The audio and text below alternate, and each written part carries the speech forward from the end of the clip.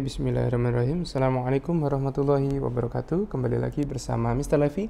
Kali ini kita akan belajar listrik dinamis. Perlu diketahui bahwa listrik itu ada yang listrik statis dan listrik dinamis ya. Listrik statis pernah belajar waktu kelas 9 dan sekarang kita ke listrik dinamis.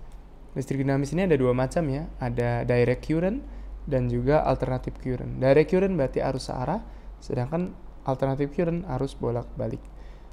DC atau direct current ini pembesarnya ilmuwannya yang bernama Thomas Alva Edison. Sedangkan kalau pada arus AC atau listrik AC, pengembangnya adalah Nikola Tesla. Keduanya sama-sama ilmuwan besar dalam dunia fisika. Berikutnya adalah kuat arus. Kuat arus ini pengertiannya adalah banyaknya muatan listrik yang mengalir tiap waktu. Berarti kuota atau muatan dibagi waktu, time. Berarti rumusnya arus itu adalah Q per T. Sesederhana itu. Setelah itu Q itu sendiri atau banyak muatan itu bisa dirumuskan dengan N kali E ya.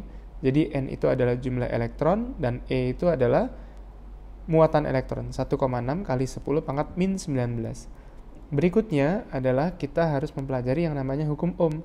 Jadi hukum Ohm ini adalah hukum yang dikeluarkan atau dicetuskan oleh Ohm. Dia berkata bahwa arus listrik itu nilainya sebanding loh dengan tegangan listriknya, tapi berbanding terbalik dengan nilai hambatannya atau resistornya. Sehingga rangkaian sederhananya kira-kira seperti ini ya.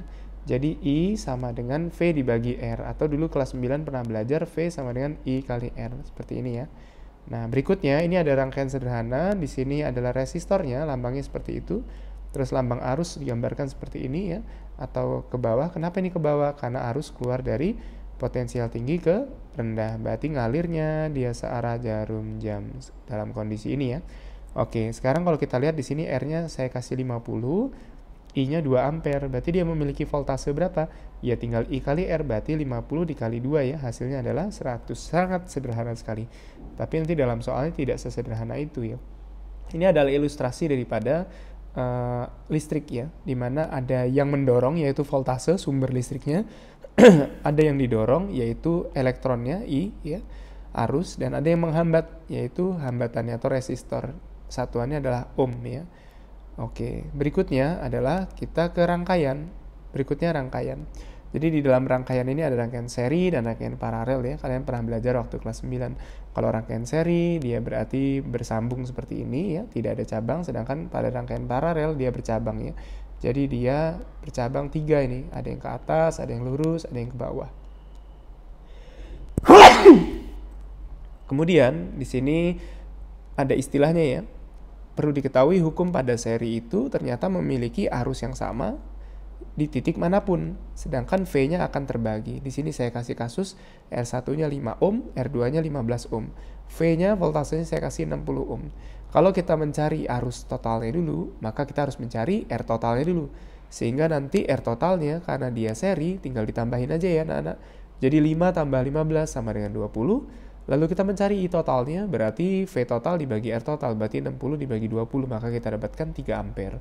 Setelah itu, kita cek nih, kalau V di R1 ini ya berarti I dikali R1, berarti 3 kali 5, berarti 15. Yang satunya berarti 3 kali 15, berarti 45. Ternyata 15 volt kalau ditambah 45 volt, hasilnya adalah 60 volt. Ini membuktikan bahwa dia modal ini akan terbagi ke sana dan ke sana.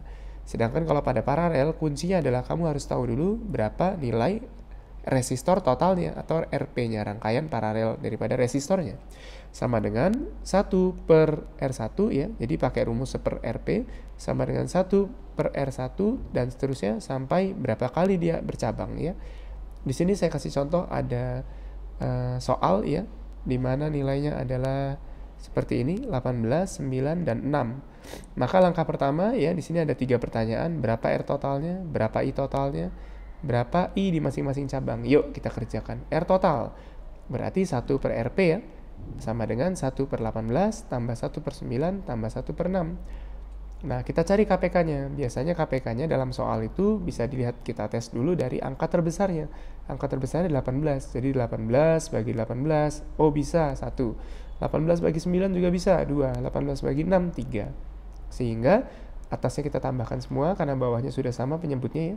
Berarti 6 per 18. Maka untuk mencari RP-nya kita balik 18 per 6. Jadi dapatnya adalah 3. Berikutnya adalah mencari I totalnya. I total adalah V total dibagi R total yang tadi adik-adik dapatkan di sini, yaitu 3. Berarti 36 dibagi 3 sama dengan 12 ampere. Berikutnya mencari arus di masing-masing cabangnya, yaitu I1. Oh, berarti yang ke sini. Nah, kenapa? Karena I di sini adalah 3 ampere, lalu dia berjalan sampai sini, dia akan terbagi-bagi nih. Nah, terbagi-baginya berapa nih? Oh sorry, I-nya adalah 12 ya, terus dia akan ke sini, dia akan terbagi-bagi nih. Berarti I1-nya sama dengan V di sini dibagi R di sini. Nah, V itu kalau tidak ada hambatan lagi di luar, maka murni ini akan terbagi sama ya. Nah, V-nya akan sama. Jadi dia dapat 36, 36, 36. Sehingga kita cari I1-nya 36 per 18, 2. I2-nya 36 bagi 9, 4. Dan I3-nya adalah 6. Secara sadar, ternyata kalau ini kita tambahkan, nilainya kembali menjadi I total kembali, yaitu 12. Nah, itulah pelajaran yang dapat Mister berikan kali ini. Terus kita bisa lanjut ke contoh soal yang berikutnya. Nah, untuk kasus contoh soal pada rumus pertama tadi, arus.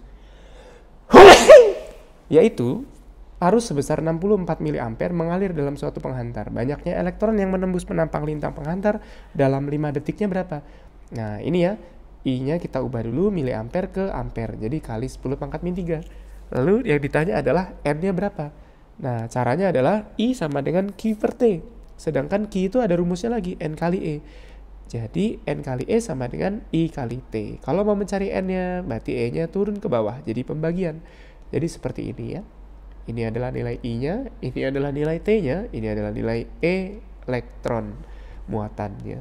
Jadi ini bisa kita sederhanakan ya, ini kita ubah dulu jadi 16, ini pangkatnya jadi hutangnya 20. Berarti ini kita coret jadi 4, 4 kali 5 adalah 20, 20 kali 10 pangkat 17. Kenapa? Karena min 20 naik ke atas, jadi plus 20 ya, seperti ini. Jadi akhirnya kita buang nolnya ini, masuk menjadi bukan 17, menjadi 18. Ini adalah bentuk bakunya. Sehingga jawabannya adalah A. Kita akhiri dengan baca lafaz hamdalah. Semoga bisa dipahami oleh adik-adik sekalian. Billahi taufiq. Wassalamualaikum warahmatullahi wabarakatuh.